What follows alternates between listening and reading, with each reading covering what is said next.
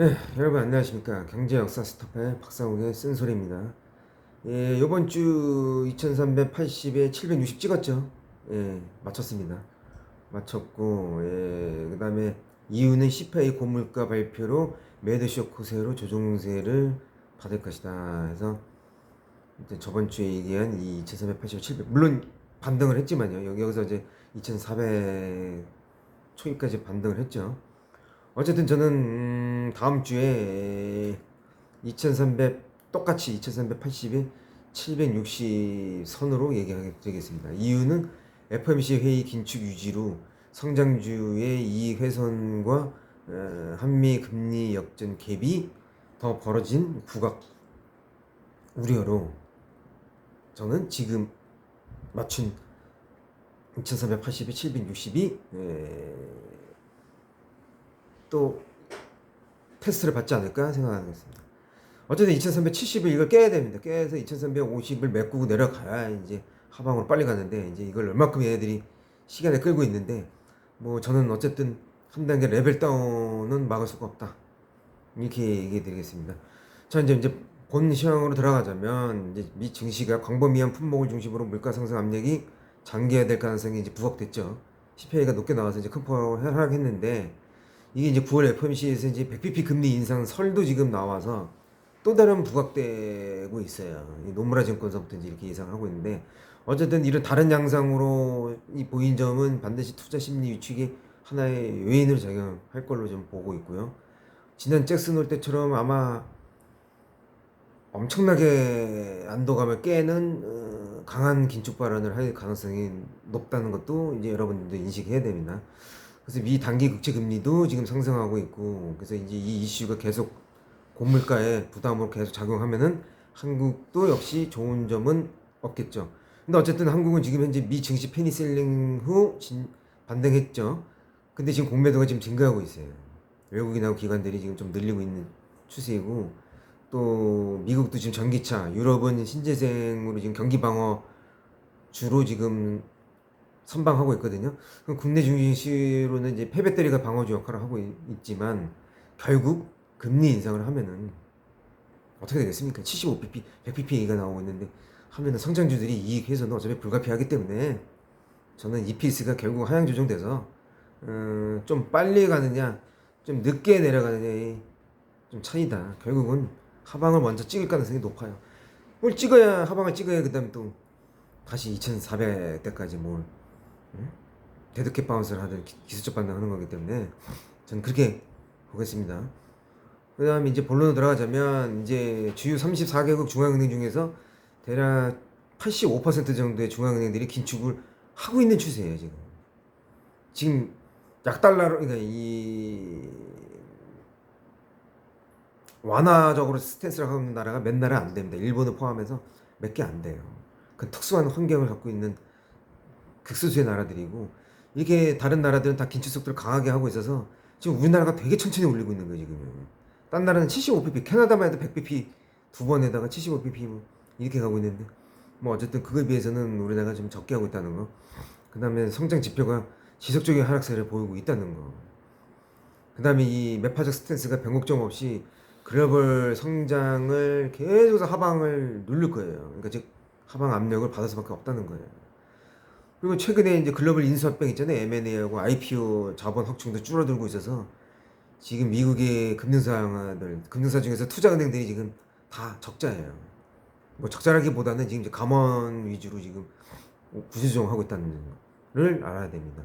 그만큼 설비도 지금 점차 지금 점점 줄어들고 있습니다. 투자가.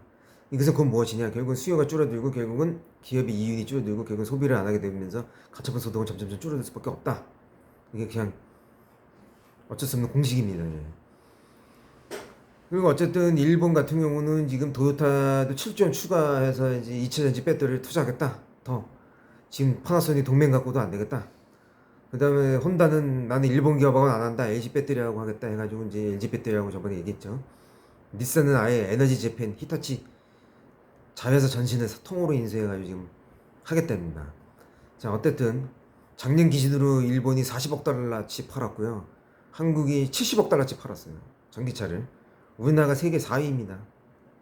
그 다음이 스페인, 그 다음이 벨기에, 그 다음에 슬로바키아, 일본, 체코 이런 순이에요. 근데 체코하고 슬로바키아가 일본을 따라잡을 것 같아요, 완전히. 근데 놀란 건 뭐냐면 스페인이 5억 달러에서 갑자기 60억 달러로 올라섰다는 거예요. 이게 현대차 알아야 됩니다. 이거 무슨 이유가 있는지 찾아봐야 됩니다. 이거 왜 스페인이 이게 갑자기 급격히 컸는지 한번 벤치마킹할 필요가 있고, 그 다음에 이 강달러가 지속되면 네 가지가 이제 문제가 발생합니다. 이제 첫 번째는 신용과 상품 서비스 수익 가격을 더 비싸게 만들어요. 그리고 국제적으로 사업을 영위하는 기업들이 이제 환차손이 늘어나간다는 거.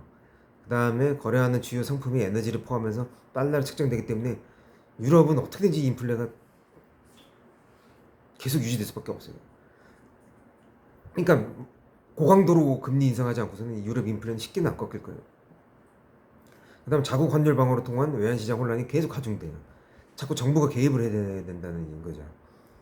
어쨌든 이 네 가지 이유로 저는 연휴 동안의 주요 통화가 달러 대비 강세를 보였지만 추세 전환으로 보기에는 이르다 이거예요. 그리고 연준의 스타뱅고 저번에 그런 실수, 그런 만약에 이제 최악의 결과는 중앙은행의 독립성을 무너뜨리고 인플레를 15%까지 오르게 만든 포웰 볼커를 좀 상기를 해야 돼요. 그리고 저번에 러시아가 이제 스위프트 퇴출 이후에 각국의 가스 대금을 루블화로 지금 요구하다가 오늘 중국과 만나면서 이제 유엔화 결제를 대폭 상향 얘기도 나오고, 또 시진핑하고 달러 패권 도전도 본격화하자고 또 시사도 하고, 자 이제 미국을 잽으로 계속 때리겠다는 겁니다. 이제 그런 의중이 있는 거죠. 근데 어쨌든 에너지 업계 죽는 자들은 전쟁이 한 번 나면 보통 3년에 가기 때문에 지금 러시아하고 우크라이나가 여기서 끝낼 생각은 없을 것 같아요. 그죠? 장기전으로 봐야 됩니다.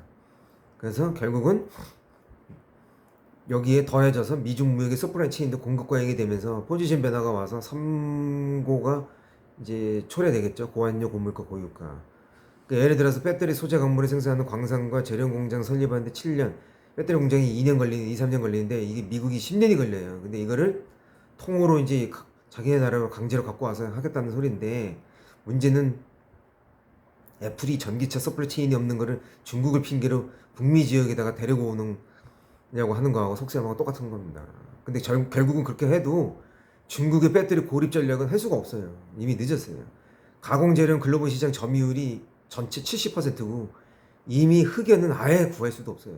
얘네가 아니면 아예 흑연 관련된 2차전지 소재를 아예 쓸 수가 없다고요. 그렇기 때문에 저는 미국은 말로만 저러는 거고 지네 나라 경제 성장률을 올리려는 그냥 하나의 쇼예요, 쇼. 여러분 그렇게 보시면 됩니다. 네. 이제 아시겠죠? 그 다음에 이제 오늘의 비하인드 스토리 주제는 뭐냐면, 이제 이제 독일의 그 도이칠란트라고 그러잖아요. 옛날에 그 도이칠란트가 작센 발틱 쪽에 이제 기원으로 보고 있거든요. 그 뜻입니다. 그래서 이게 프로이센의 명칭에서 시작되는데, 이게 옛날 고대 에스토니아하고 리투아니아 그 근처에 발틱 해안이 있어요. 거기 옛날 원주민들 프루센이라고 했어요. 프로센이라는 인이 있는데, 옛날에 노르드 쪽하고도 싸우고 뭐 다른 이민족, 또 폴란드의 바르샤바인들하고도 싸우고 뭐 그랬던 역사예요. 확실히 슬라브족이나 바르샤바인은 아니에요.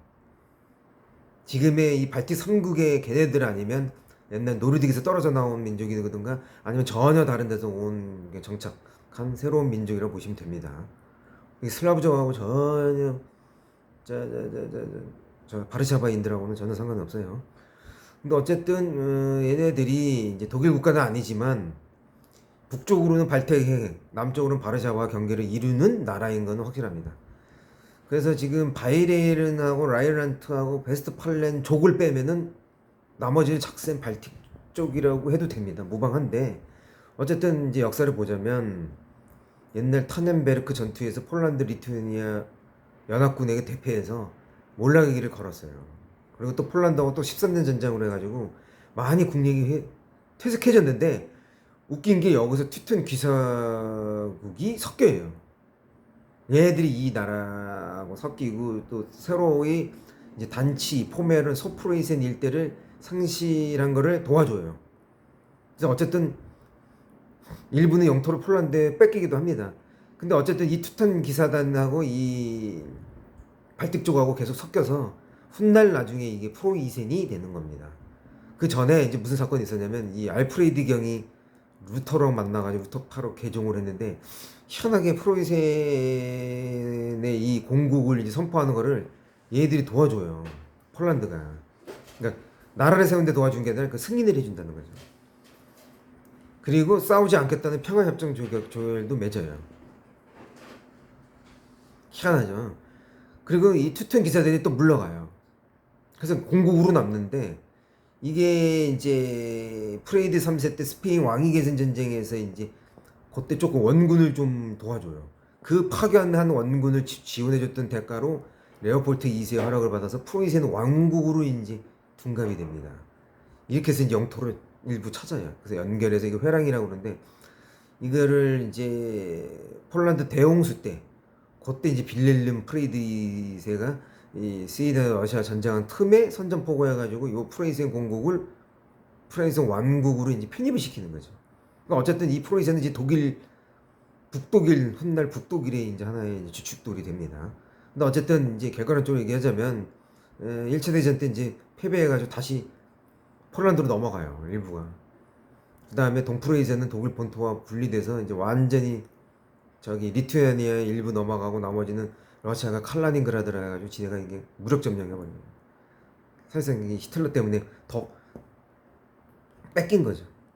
전쟁만 안 일으켰어도 그냥 그 대충 3분의 2 정도는 그냥 유지했을 텐데 하여튼 완전히 동프로이센은 끝납니다. 지금 남아있는 오스트리아가 베스트리아라고 생각하면 됩니다. 그냥 오스트리아가 아니죠. 오스트리아는 뭐 요동이 우리나라로 말하면 요동 지역이고 베스트리아는 요소라고 보면 됩니다. 그럼 한국 같은 경우도 이 발틱 해안이 만주 지역입니다. 그럼 우리도 찾아야 될 거 아닙니까? 이 동프로이센하고 베스트리아 요동 요소 만주 안 찾을 거 아닙니까? 지금 정부하고 지금 국회의원들하고 지금 이 민주당하고 지금 싸우고 있는데 지금 이럴 때가 아니라고. 그래서 이 새끼들이 쓰레기라고 내가 얘기하는 겁니다. 지금 고토수복을 해서 민족주의를 키워서 애국심으로 지금 군대를 더 키우고 방산과학을 더 확대를 해서 지금 유증자들을 다 죽여버리고 지금 사형시킨 다음에 지금 활복을 시켜서 지금 황무정신으로 지금 새로운 노블리스트 귀족 제도로 가야 되는데 지금 여기서 계속 까먹고 미국이 휘둘리고 중국이 휘둘리고 뭐 언제까지 이 새끼들은 그렇게 할 거냐 이거예요. 이래서 우파가 아니라는 거예요. 너희들이 쓰레기라는 게 여기서 증명이 되는 겁니다. 전 계속 주장하잖아요. 30년 동안 계속 저 땅을 찾아야 된다. 오죽하면 친구들이 맨날 술 먹을 때 그 얘기 듣기 싫어가지고 아니 귀를 막고 있어요. 그 정도예요. 이 정도인데 제가 애국심이 넘쳐서가 아니라 이 끌어 이게 유전자가요. 나는 못 참겠어요. 당장이라도 항공만 100대를 만들고 지금 육군을 200만으로 키워가지고 지금 러시아 땅까지 우리나라 땅으로 만들어드신 시원찮을 판에 이 새끼들은 그런 정신으로 뭘 민주주의 국가니 무슨 자유주의 국가니 헛소리 나오고. 그래서 내가 국가자유주의를 그래서 저번에 내세웠던 거고 그런 거를 항상 고취시키는 거예요. 여러분들이 좀 잡종 새끼들 피가 많이 흘러가지고 그런 건지 우리나라 민족이 아니라서 그런 건지 고구려 백제 피가 유전자가 안 섞여서 그런 건지 제가 볼 때는 잡종 갱 B형 새끼들이 이렇게 보이는 거예요. 그래서 제가 자꾸 그 B형 새끼들 별로 안 좋게 보는 게 그렇게 그겁니다. 좀 게으르고 좀 이게 전쟁을 할 이렇게 진취적인 게 없어요. 하면 끝장을 봐야 되는데 자꾸 뒤로 물러나오는 거 좋아하고 뒤로 남 험담하고 말이야. 힘을 못 합치고 그 B형 집시족들의 특징이 뭔지 아닙니까? 단합을 못합니다. 아프가니스탄처럼 좀 맨날 대구 경보 새끼들 하는 거 봐봐요. 맨날 단합을 못하고 맨날 문재인 핑계대고 니들 자체가 실력이 없는데 뭘 누굴 핑계댑니까? 자 지금 제 심정 같아서는 저 새끼들 다 국회의원서부터 다 해산해버리고 다 없애버리고 제가 대통령 해도 지금 시야찮는 판이에요. 그래서 오늘은 도이치 작센 발틱 쪽의 기원을 이 동프로이센하고 이 발틱 해안의 이 만주 지역을 찾아야 됩니다. 이런 상부정신, 사무라이가 상무정신이라는 뜻이 그게 고구려 거예요. 이 고구려의 상무정신 이거 대체할 만한 게 없어요. 그러니까 이런 것들을 좀 역사를 제대로 알고 해야 되는데 그 김씨 이씨가 역사를 대충 만들었다고 거기에 빠지면 안 된다고. 이 지금 2030 새끼들도 씨발 그 기집질이나 하고 술이나 처먹고 돌아다니서 하지 말고 뭐가 잘못됐는지 공부부터 먼저 다시 하라는 거예요. 제 얘기는 학술적인 공부를 하라는 게 아니라 너희들이 과거가 어떻게 잘못됐는지부터 먼저 공부를 해서 그 의식부터 먼저 찾으라는 거예요. 그 거울을. 아시겠습니까? 그래야지 미래가 있는 거지. 같은 지금의 그 기성세대처럼 똑같이 가면은 네 애비에 네 자식 새끼밖에 더 되냐고 이 쓰레기 새끼들아. 결국 쓰레기는 쓰레기를 낳는 수밖에 없는 거예요. 이제 아시겠죠, 여러분들? 이게 이해가 안 가면은 옷 벗어야 돼요. 할복을 해야 됩니다. 할복을. 죽어야 된다고 집에 가서 그냥. 자, 자 이렇게 해서 일단 오늘 여기까지 이제 오늘 하루 앞당겨서 이제 미리 이제 얘기한 겁니다. 경제 역사 스타파의 박상욱의 쓴소리였습니다.